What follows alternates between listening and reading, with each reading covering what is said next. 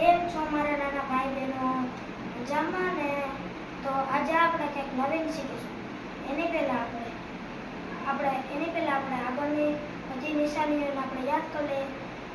જેમ કે ઊભો લીટો, આડો લીટો, ત્રાસો લીટો, આ બાજુ ત્રાસો લીટો, દાદાજીની લાકડી, ઊંધો સી, સીધો સી, એ બધી જ આપણે આકૃતિ શીખી ગયા છે. તો આજે આપણે શીખશું 1 વડે 1, 2 વડે 2 અને 3 વડે 3. તો ચાલો આજે આપણે વાર્તા સાંભળીશું સસલાભાઈ અને કાચબાભાઈ. તો ચાલો સાંભળો.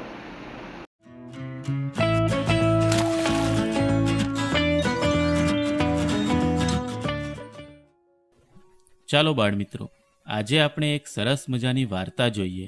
એ વાર્તાનું શીર્ષક છે સસલું અને કાચબો. એ વાર્તા આપણને શું શીખવે છે એ આપણે વાર્તાના અંતમાં જોઈશું. તો ચાલો જોઈએ સસલું અને કાચબો. ઘણા સમય પહેલાંની આ વાત છે. એક મોટું જંગલ હતું. એ જંગલમાં ઘણા પ્રાણી પક્ષીઓ રહેતા હતા, જેવા કે મોર, પોપટ, હરણ, વાઘ, સિંહ, ઊંટ, હાથી, ઘોડો, જીરાફ વગેરે. એ જંગલમાં એક સસલું અને એક કાચબો પણ રહેતો હતો. એમના ઘર આજુબાજુમાં જ હતા. સસલાભાઈ તો ઘણા ઝડપથી ચાલે અને ઝડપથી દોડે, પણ કાચબાભાઈ તો ધીમા. એ તો ધીમા જ ચાલે. સસલાભાઈને તો કાચબાની ધીમી ચાલ જોઈને પોતાની ઝડપી ચાલ અને દોડ ઉપર અભિમાન આવી જતું હતું. પણ કાચબાભાઈને તો એની ધીમી ચાલ પર કોઈ દુઃખ હતું નહીં. એ તો ધીમે ધીમે જંગલમાં હરતો ફરતો અને ધીમે ધીમે પાણીમાં તરતો અને મોજ કરતો. પણ સસલું તો રોજ કાચબાની મજાક ઉડાવતો હતો અને કહેતો, અરે કાચબાભાઈ, તમે તો ધીમા ને ધીમા જ રહેવાના. આવું તો કઈ જીવન હોય? મને જો, હું કેટલો ઝડપી છું. ક્ષણવારમાં તો ગમે ત્યાં પહોંચી જાઉં. અને તું એમ કહી સસલું હસે છે અને કાચબાભાઈની રોજ મજાક ઉડાવે છે. કાચબાભાઈ તો સસલાની આવી રોજ ઠેકડી ઉડાવવાની આદતથી કંટાળી ગયા હતા. તેથી તે એક દિવસ સસલાભાઈના ઘરે જાય છે અને કહે છે, સસલાભાઈ, મને ખબર છે કે હું ધીમો ચાલું છું, પણ મને એનું કોઈ દુઃખ નથી. અને તમે ઝડપી દોડો છો એનો પણ મને વાંધો નથી. પણ તમે મારી આમ રોજ મજાક ઉડાવો એ મને ગમતું નથી. એટલે હું તમને વિનંતી કરું છું કે હવે મારી મજાક ઉડાવશો નહીં.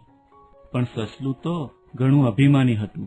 એને તો કોઈ વાત સમજમાં આવતી જ ન હતી. એમણે તો કાચબાભાઈને કહ્યું, જો કાચબાભાઈ, હું તારી મજાક નહીં ઉડાવું, પણ મારી એક શરત છે. શરત? શું શરત છે સસલાભાઈ? તારે મારી સાથે દોડવાની રેસ કરવી પડશે. જો તું જીતી જશે તો હું તારી ક્યારેય મજાક ના ઉડાવું. બોલો, મંજૂર છે? કાચબાએ થોડો વિચાર કર્યો અને પછી કહ્યું, સારું, મને મંજૂર છે. તમે તૈયારી કરો. અરે તૈયારી એ તો હું બધી કરી દઈશ. ત્યાર પછી સસલાએ તો આખા જંગલમાં ઢંઢેરો પીટવા માંડ્યો કે, સાંભળો સાંભળો સાંભળો, મારી એટલે કે સસલું અને કાચબા વચ્ચે દોડની હરીફાઈ થશે. જેમણે જોવું હોય તે આવી જજો. પછી તો સમય અને સ્થળ નક્કી થયો. નિર્ણાયક તરીકેની ભૂમિકા શિયાળને સોંપવામાં આવી. નક્કી કરેલા સમયે અને સ્થળે ધીમે ધીમે જંગલના બધા પ્રાણી પક્ષીઓ ભેગા થવા માંડ્યા. શિયાળે દોડના નિયમો સમજાવતા કહ્યું કે, આ લાઈન ઉપર તમારે બંને ઊભા રહેવાનું છે. હું 1, 2 અને 3 બોલું એટલે તમારે દોડ શરૂ કરવાની છે. અને જે પહેલા પેલી દૂર દેખાતી ટેકરી પર ઝાડ છે ત્યાં વિજય રેખા બનાવી છે, ત્યાં પહોંચી જશે તે વિજેતા જાહેર થશે. તો ચાલો આવી જાઓ. કાચબો અને સસલું પોતાનું સ્થાન લઈ લે છે. શિયાળ દોડની શરૂઆત કરાવતા બોલે છે, 1, 2, 3. જેવું શિયાળ 1, 2 અને 3 બોલે છે અને લીલી ઝંડી ફરકાવે છે, તેવા જ બંને દોડવાનું શરૂ કરે છે. સસલુભાઈ તો ઝડપથી આગળ વધી જાય છે પણ કાચબાભાઈ તો પોતાની ખાસિયત પ્રમાણે ધીમે ધીમે આગળ વધતા જાય છે. સસલુભાઈ તો ખૂબ ભાગે છે અને ખૂબ આગળ નીકળી જાય છે. સસલુભાઈ તો ભાગતા ભાગતા પાછળ જુએ છે તો કાચબો તો ક્યાંય દેખાય નહીં. એટલે સસલુભાઈ તો મનમાં ને મનમાં ખૂબ ખુશ થાય છે કે હા હા હા હા, હું જ જીતવાનો છું. હા હા હા હા. ત્યાર પછી દોડતા દોડતા રસ્તામાં એને લીલુંછમ ઘાસ દેખાય છે. એને એ લીલુંછમ ઘાસ ખાવાની ઈચ્છા થઈ જાય છે. એટલે એ ત્યાં ઊભો રહે છે અને પાછળ જુએ છે, પણ કાચબાભાઈ તો ક્યાંય રસ્તામાં દેખાતા ન હતા. એટલે સસલાભાઈએ તો વિચાર્યું કે લાવ થોડું ઘાસ ખાઈ લઉં.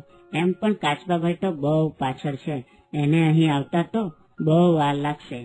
એટલે સસલુભાઈ તો લીલુંછમ ઘાસ ખાવા લાગ્યું અને ત્યાં એક પાણીનું ખાબોચિયું હતું. એમાં પાણી પીવા લાગ્યું. ભરપેટ ખાધા પીધા પછી સસલાભાઈએ તો ડકાર મારી અને ફરી પાછું સસલાભાઈએ પાછળ જોયું તો કાચબો હજુ પણ દૂર સુધી દેખાતો ન હતો. તેથી સસલાભાઈએ વિચાર કર્યો કે લાવ થોડો આ ઝાડ નીચે આરામ કરી લઉં. એમ પણ આ કાચબો હજુ આવતો દેખાતો નથી. એ અહીં સુધી આવશે એટલે હું ફરી દોડ લગાવીશ અને વિજય રેખા સુધી તો આરામથી પહોંચી જઈશ. એમ વિચારી સસલુભાઈ તો આરામ કરવા ઝાડ નીચે બેસી જાય છે અને પછી તો ઠંડો ઠંડો પવન વાય છે અને સસલાભાઈ તો ઊંઘી જાય છે. અને આ બાજુ કાચબાભાઈ ધીમે ધીમે સસલાભાઈ સુધી પહોંચી જાય છે અને જુએ છે તો સસલાભાઈ તો ઊંઘી ગયા હોય છે. એ જોતા કાચબાભાઈ હસે છે અને એ પોતાની ગતિ પ્રમાણે આગળ વધતો જાય છે. થોડી વારમાં કાચબો તો પેલી ટેકરી ઉપર જે ઝાડ નીચે વિજય રેખા બનાવવામાં આવી હતી તેને નજીક પહોંચી જાય છે. એટલામાં પ્રાણીઓના અવાજથી સસલુભાઈ જાગી જાય છે અને જુએ છે તો કાચબાભાઈ વિજય રેખાને નજીક પહોંચી ગયા હતા.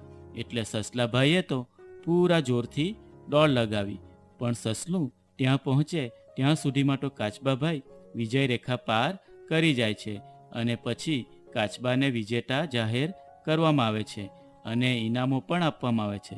સસલુભાઈ તો પોતાનું માથું શરમથી ઝુકાવી લે છે અને આમ સસલાભાઈનું અભિમાન તૂટી જાય છે. તો બાળમિત્રો, મજા આવીને વાર્તા જોવાની? બાળમિત્રો, આ વાર્તા આપણને શીખવે છે કે ક્યારેય કોઈ વાતનું અભિમાન કરવું જોઈએ નહીં અને કોઈ પણ કામ બેદરકારીથી કરવું જોઈએ નહીં. સસલાભાઈ પાસે ઝડપ હતી પણ એ બેદરકાર હતા એટલે એ હારી જાય છે. પણ કાચબાભાઈ ધીમા હતા પણ બેદરકાર ન હતા તેથી એ જીતી જાય છે. બરાબર ને? આવજો. ચાલો, આ વાર્તામાંથી તમે શું શીખ્યા? કાચબાભાઈ ધીમે ધીમે આગળ વધી અને તે નંબર લઈ જાય છે. તો આપણે પણ આવી રીતના ધીમે ધીમે આગળ વધવાનું છે. તો ચાલો હવે તમે મારી સાથે એક વડે એક લખો. ચાલો, હવે તમે મારી સાથે એકડો લખો. એટલે ઊભો લીટો, નીચેથી વળાંક, એટલે આપણી દાદાજી લાકડી થઈ ગઈ અને અહીંથી સીધો સી, એટલે આપણો એકડો તૈયાર. આવી રીતના તમે કરો. ઊભો લીટો, નીચેથી વળાંક, એટલે દાદાજી લાકડી થઈ જાય, અહીંથી સી, આ આપણો એકડો થઈ ગયો. હવે આવી રીતના કરો. ઊભો લીટો, નીચેથી વળાંક, અહીંથી સી, ઊભો લીટો, નીચેથી વળાંક, અહીંથી સી, ઊભો લીટો, નીચેથી વળાંક, અહીંથી સી, ઊભો લીટો, વળાંક, અહીંથી સી. આવી રીતના કરો. બધું ધીમે ધીમે કરો. ઊભો લીટો, વળાંક, અહીંથી સી,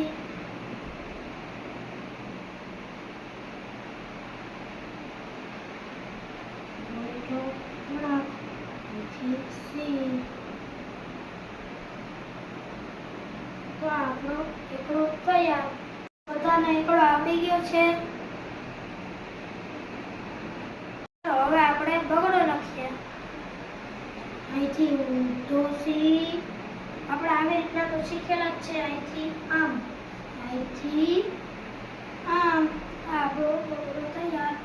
એમાં એવી જ રીતે ઊંધો સી, અહીંથી આમ, એવી જ રીતના ઊંધો સી, અહીંથી આમ, ઊંધો સી, અહીંથી આમ, ઊંધો સી, અહીંથી આમ, ઊંધો સી, અહીંથી આમ, ઊંધો સી, અહીંથી આમ, ઊંધો સી, અહીંથી આમ.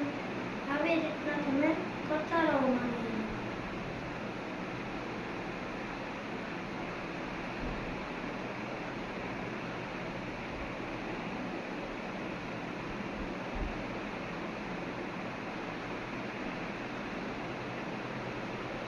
તો આ બધા બગડા થઈ ગયા છે. તો આવી રીતે તમને બધા બગડા આવડી ગયા છે. તો હવે આપણે શીખશું તગડતર. એમાં આવશે બે સી. અહીંથી ઊંધો સી, અહીંથી પાછો એમ. આ બંને ખૂણા એક લાઈનમાં આવવા જોઈએ. અહીંથી ઊંધો સી, અહીંથી આમ, અહીંથી આમ, ઊંધો સી, અહીંથી આમ, ઊંધો સી, અહીંથી આમ, ઊંધો સી, અહીંથી આમ. આવી જ રીતના પકડા તમે કરતા રહો.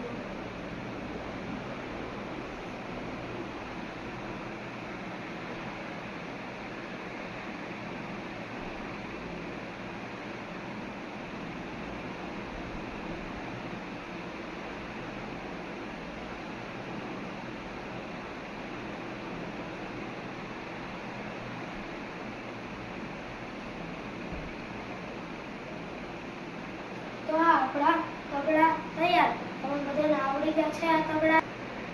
જો તમને એકડો, બગડો અને તગડો આવડી ગયો હોય તો તમે આને ઘરે પ્રેક્ટિસ કરજો. તો આપણે મળશું કાલે. અને જો તમને મારો વિડીયો ગમ્યો હોય તો લાઈક, શેર અને સબસ્ક્રાઈબ કરજો. બાય.